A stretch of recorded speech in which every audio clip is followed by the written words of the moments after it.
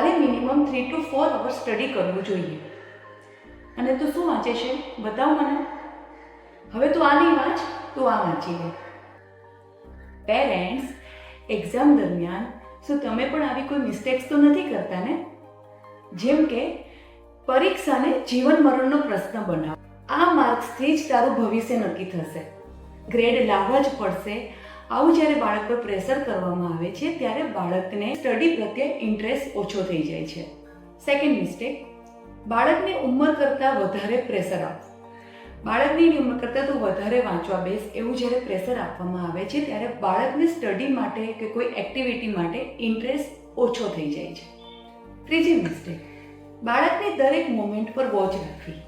બાળકને દરેક વસ્તુમાં કહેવું કે તું આ વાંચ, આ ના વાંચ, એવું જ્યારે વારંવાર કહેવામાં આવે ત્યારે બાળક પોતાનું સેલ્ફ ડિસિઝન પાવર ગુમાવી બેસે છે.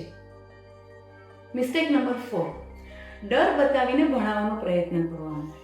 બાળકને જ્યારે પ્રેશર આપવામાં આવે છે, ડર આપવામાં આવે છે કે તું સ્ટડી કર એટલે તારો મોબાઈલ બંધ, તારું બહાર જવાનું બંધ, તારી એક્ટિવિટી બંધ, તારું રમવાનું બંધ. બાળકને જ્યારે આ રીતનું પ્રેશર આપવામાં આવે છે ત્યારે બાળકને સ્ટડી કોઈ ગ્રોથ માટેની વસ્તુ નહીં પણ એક પનિશમેન્ટ ફીલ થાય છે. મિસ્ટેક નંબર 5, બાળકની ભૂલો પર ગુસ્સો કરવો. જ્યારે બાળકથી કંઈ સ્ટડીમાં, કંઈ લર્નિંગમાં ભૂલ થાય છે ત્યારે આપણે જ્યારે એના પર ગુસ્સો કરીએ છીએ ત્યારે બાળક એ ભૂલમાંથી કંઈ શીખતું નથી પણ એ ભૂલને છુપાવવાનો પ્રયત્ન કરે છે. So parents, let's not create fear, let's create balance. And વધુ માઇન્ડફુલ ગાઈડન્સ માટે આજે જ ફોલો કરો જર્ની વિથ દીપક.